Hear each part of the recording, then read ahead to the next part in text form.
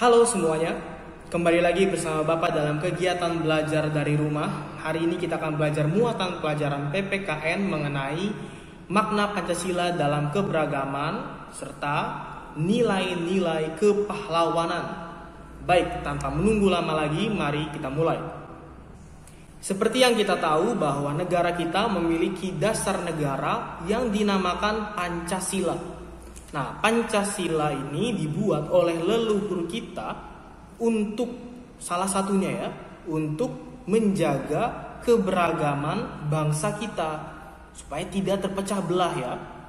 Nah, hal ini khususnya terkandung dalam makna sila ketiga dan sila keempat. Sila ketiga bunyinya Persatuan Indonesia, sila keempat bunyinya kerakyatan yang dipimpin oleh hikmat kebijaksanaan dalam permusyawaratan perwakilan. Nah, kita akan bahas sila ketiga dan sila keempat ini dalam hubungannya dengan keberagaman bangsa kita. Kita mulai bahas dari sila ketiga. Nah, makna dari sila ketiga adalah persatuan ya.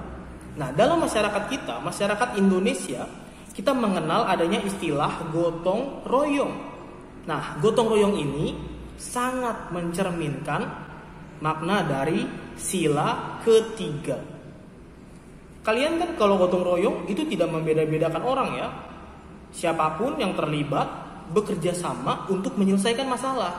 Nah, ini sangat sesuai dengan sila ketiga. Mungkin di samping gotong royong ada lagi ya kegiatan-kegiatan lain yang sesuai dengan sila ketiga. Nah, gotong royong ini dapat dilakukan di mana saja. Di rumah misalnya ya, bersih-bersih rumah, bekerja sama dalam membersihkan rumah, atau di lingkungan masyarakat, kerja bakti misalnya ya, membersihkan selokan atau menghias pos ronda atau semacamnya begitu ya. Bahkan juga di sekolah. Mungkin kalian sudah lupa ya bagaimana suasana di sekolah. Nah, kalau di sekolah kan kita biasa selain belajar sendiri-sendiri, juga ada yang namanya belajar kelompok ya. Nah, belajar kelompok ini juga termasuk ke dalam sikap gotong royong, bekerja sama begitu. Nah, selain kerja kelompok, ada juga misalnya piket. Piket kan nggak mungkin sendirian ya. Kalau sendirian kan lama selesainya. Nah, makanya dibuat regu piket yang anggotanya lebih dari satu. Nah, itu juga termasuk sikap gotong royong. Ya, sikap yang mencerminkan persatuan. Dan masih banyak lagi. Bapak yakin kalian sudah paham. Coba kalian ingat-ingat lagi ya bagaimana suasana sekolah waktu kalian masih belajar di sekolah ya. Nah, Bapak yakin kalian bisa memberikan contoh lebih banyak lagi.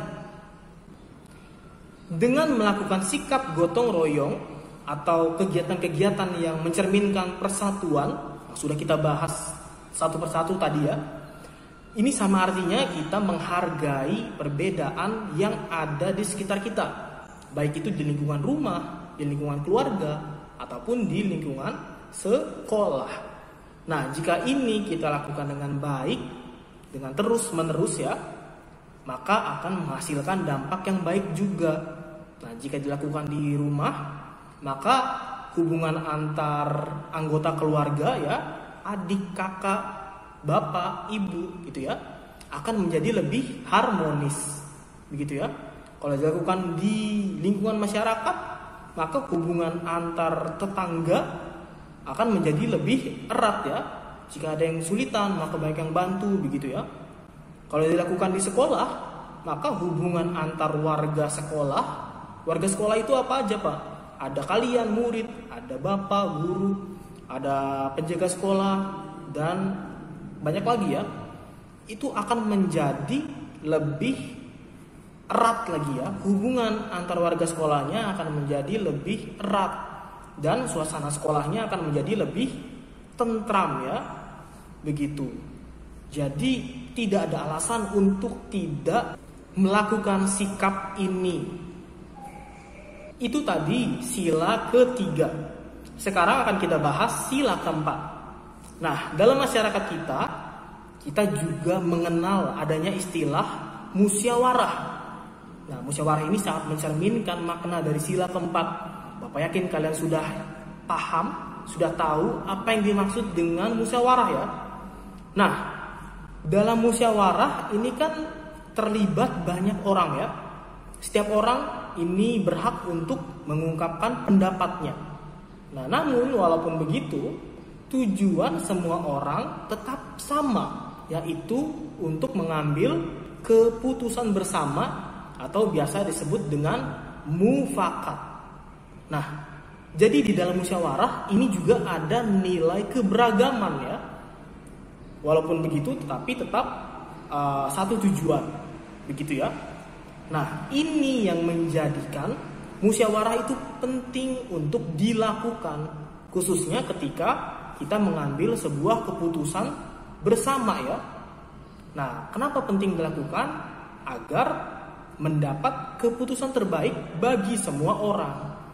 Tidak hanya untuk segelintir orang saja, tidak hanya untuk satu pihak saja, tapi untuk semua pihak. Begitu ya.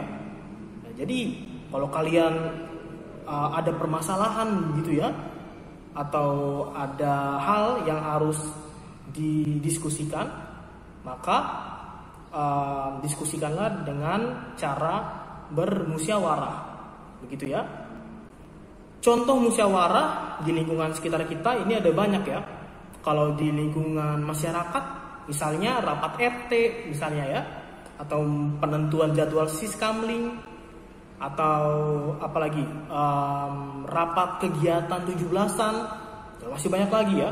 Kalau di rumah misalnya pertemuan keluarga, atau mungkin hal-hal yang berkaitan dengan aturan-aturan di dalam rumah ya. Kalau di sekolah misalnya penentuan ketua kelas, atau diskusi untuk melakukan kegiatan sekolah misalnya ya. Dan masih banyak lagi contoh-contoh musyawarah. Itu tadi mengenai makna Pancasila dalam keberagaman bangsa kita. Nah, selanjutnya kita akan bahas mengenai nilai-nilai kepahlawanan. Nah, kita tahu bahwa pahlawan-pahlawan kita ya, pendahulu-pendahulu kita ini sangat berjasa dalam membuat situasi yang kita dapat nikmati sekarang ini ya, damai, tentram, tidak ada peperangan, merdeka ya, dan semacamnya. Nah, dari pahlawan-pahlawan kita ini ada nilai-nilai yang dapat kita tiru ya, yang dapat kita lakukan dalam kehidupan sehari-hari. Di antaranya yang pertama adalah nilai rela berkorban. Artinya lebih mementingkan kepentingan bersama di atas kepentingan pribadi. Jadi jika ada masalah, ini bukan hanya menyelamatkan diri sendiri saja ya, tapi berusaha untuk menyelesaikan masalahnya demi kepentingan semua orang. Nah, nilai ini bisa kita lakukan di mana saja ya, di rumah, di sekolah, di lingkungan masyarakat, dan lain-lain. Nah, contoh dari nilai atau sikap rela berkorban ini, misalnya ya, kerja bakti. Nah, kerja bakti ini kan kadang dilakukan di hari libur ya. Jadi kita mengorbankan waktu dan tenaga kita demi kepentingan bersama. Selain kerja bakti ada apa lagi? Misalnya menolong tetangga yang sedang kesulitan, seperti itu. Dan masih banyak lagi ya. Misalnya lagi menolong korban bencana alam dan lain-lain. Kalian bisa coba lihat di lingkungan sekitar kalian contoh sikap-sikap rela berkorban yang dapat kalian tiru ya. Yang selanjutnya adalah nilai atau sikap berjiwa besar. Nah, maksudnya adalah sikap menerima segala sesuatu yang terjadi dengan penuh kesabaran dan keikhlasan.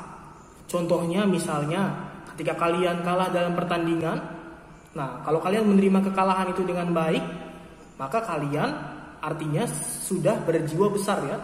Tidak marah-marah misalnya, atau tidak menuduh lawan itu curang atau semacamnya gitu ya. Itu salah satu contoh berjiwa besar. Atau misalnya ketika kalian sedang melakukan kesalahan, nah kalau kalian mengakui kesalahan kalian dan meminta maaf, kan kadang sulit ya meminta maaf ya. Tapi kalian menyadari kesalahan dan meminta maaf, itu juga merupakan salah satu contoh sikap berjiwa besar. Memaafkan juga termasuk contoh sikap berjiwa besar ya. Jadi banyak sekali hal-hal yang dapat kalian lakukan untuk melakukan sikap ini atau nilai ini. Nilai kepahlawanan lainnya yang dapat kita tiru, diantaranya ada keberanian, lalu kesetiaan ya, lalu cinta tanah air, dan masih banyak lagi. Nah, Bapak harap kalian dapat belajar banyak dari hal ini dan dapat mengaplikasikannya, dapat melakukannya dalam kehidupan sehari-hari ya, supaya kita dapat menjadi pribadi yang lebih baik lagi dan dapat berguna bagi semua orang yang ada di sekitar kita. Sekian pembelajaran untuk hari ini. Sebelum Bapak tutup, Bapak ingin ingatkan bagi kalian yang latihannya belum lengkap, mohon segera dilengkapi, karena nilai latihan kalian ini merupakan salah satu penentu nilai rapor kalian nanti. Jadi kalau nilai latihannya kosong, maka akan berdampak buruk pada nilai rapor kalian ya. Jadi kalian bisa tanya ke Bapak atau Bu Gebi sesuai dengan kelasnya masing-masing, nilai latihan apa saja yang masih kurang, dan bisa minta juga latihannya supaya nanti kalian kerjakan di rumah ya. Terima kasih sudah memperhatikan dengan baik. Sampai ketemu lagi di kesempatan selanjutnya.